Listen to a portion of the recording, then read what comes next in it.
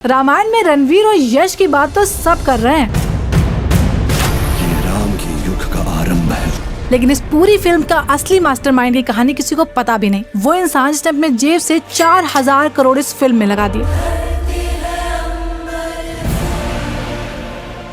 बात है 1990s की। मुंबई के एक घर के गैराज में एक लड़के ने सोचा सिनेमा का फ्यूचर सिर्फ कैमरा में नहीं, कंप्यूटर में भी है, ग्राफिक्स और वीएफएक्स। लेकिन उस वक्त इंडिया में ना तो ये टेक्नोलॉजी थी, ना ही कोई इसे सीरियसली लेता था। कोई और होता तो शायद यहीं रुक जाता, लेकिन इसने उल्टा सोचा। जिस इंस्टीट्यूट में वो ग्राफिक्स सीख रहा था, उसने वहीं के टीचर्स को डबल सैलरी पर हायर कर लिया और वहीं से उसकी कंपनी की शुरुआत हुई। धीरे धीरे कंपनी चल पड़ी, टर्नओवर पहुंच गया 75 लाख। लेकिन उसका सबसे बड़ा बेट अभी भी बाकी था। आगे बढ़ने के लिए उसे एक ऐसी टेक्नोलॉजी चाहिए थी जिसकी कीमत थी 2 करोड़ रुपए, उसके पूरे साल की कमाई से लगभग 3 गुना ज्यादा। और उन पैसों के लिए उसने वो किया जो शायद कभी कोई सोच भी नहीं सकता था। उसने अपना इकलौता घर गिरवी रख दिया। एक गलती उसका पूरा परिवार सड़क पे आ सकता था, लेकिन ये रिस्क काम कर गया। उस एक टेक्नोलॉजी ने उसकी कंपनी को इंडिया से निकालकर सीधा हॉलीवुड तक पहुंचा दिया। सब कुछ परफेक्ट चल रहा था और फिर एक ही झटके में सब बदल गया। 2008 पूरी दुनिया फाइनेंशियल क्राइसिस में डूब रही थी। हॉलीवुड के प्रोजेक्ट्स रुकने लगे और उसकी कंपनी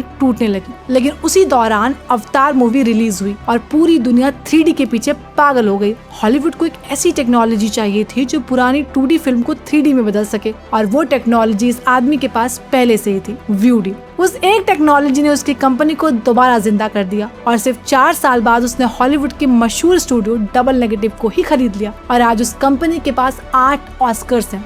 ड्यून, इंटरस्टेलर, इंसेप्शन, इन सब फिल्मों के विजुअल्स के पीछे एक इंडियन का दिमाग था जिसका नाम है नमित मल्होत्रा। और अब यही आदमी दुनिया के सामने भारत की सबसे बड़ी कहानी रामायण लेकर आ रहा है। तो इस वीडियो को हर उस इंसान के साथ शेयर करो जो रामायण का बेसब्री से इंतजार कर रहा है।